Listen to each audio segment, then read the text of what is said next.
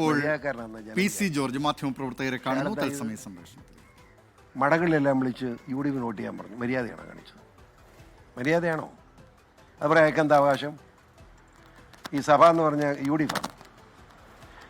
ഞാൻ ചോദിക്കട്ടെ, ഇവിടെ പൂഞ്ഞാറിൽ നിൽക്കുന്ന സ്ഥാനാർത്ഥികൾ 3 പേരാണ്. ഞാനും UDPും LDFും. ഈ സഭയ്ക്ക് എന്തെങ്കിലും ഗുണം കിട്ടിയിട്ടുണ്ടെങ്കിൽ അത് എന്നെ കൊണ്ടാണ്. മറ്റ് രണ്ടവന്മാർക്ക് എന്ത് കിട്ടി? അവന്മാർക്ക് എന്ത് കിട്ടിയിട്ടാണ് ഈ സഭ ഇങ്ങനെ വൃത്തികെട്ട പണി ചെയ്യുന്നത്? നാണം കെട്ടവന്മാർ. ഈ സഭയെ തള്ളിപ്പറയേണ്ടി വരും. സഭയല്ല തള്ളിപ്പറയുന്നത്, ഈയനെ മെത്രാന്മാരെ തള്ളിപ്പറയും. ഒരു സംശയം വേണ്ട.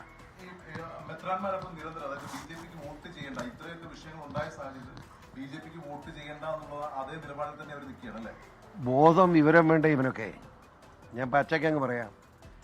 അതായത് നിയമം കൊണ്ടുവരുന്നു. ആ നിയമം കൊണ്ടുവരുന്ന എംപാർക്ക് ഇത്ര വിഷമം. വിദേശത്ത് പണം മേടിക്കുന്നു. ആ പണം മേടിക്കുന്ന കണക്ക് കൊടുത്താലില്ല കുഴപ്പം. ഇതൊക്കെ രസമല്ല.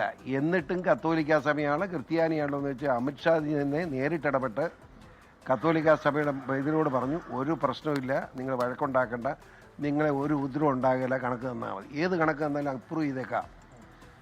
അതുപോലെ തന്നെ റിജു മന്ത്രി ഇതുകൊണ്ട് ക്രൈസ്തവ യോഗത്തിന് ഒരു ബുദ്ധിമുട്ടും ഉണ്ടാകാൻ അനുവദിക്കാൻ പ്രശ്നമില്ലെന്ന്. എന്നിട്ട് ഇവന്മാർ പിന്നെ എന്തിനാണ് കിടന്ന് കുരയ്ക്കുന്നത്? ആ കൊര UDFിന് വേണ്ട. ഇവൻ്റെയൊക്കെ മനസ്സിലിരിക്കുന്ന നാറിയ രാഷ്ട്രീയമാണ്. അതാണ് പച്ചയ്ക്ക് ഞാനിങ്ങ് വർത്താനം പറഞ്ഞത്. പാലാ പിതാവുണ്ടല്ലോ, ഓരോ മെത്രാന്മാരുടെ മനസ്സിലിരിക്കുന്ന രാഷ്ട്രീയം ഓരോരുത്തന്മാർ പറയുക. പാലാ പിതാവുണ്ടല്ലോ, അങ്ങനെ ഇതുവരെ ഒരു രാഷ്ട്രീയം പറഞ്ഞില്ലല്ലോ. അങ്ങനെ ഏതെങ്കിലും പാർട്ടിക്ക് വോട്ട് ചെയ്യാൻ പറഞ്ഞില്ലല്ലോ.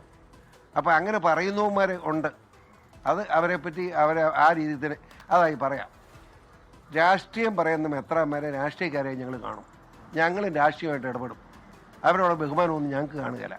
അത്രോ, വേറെ പ്രശ്നം.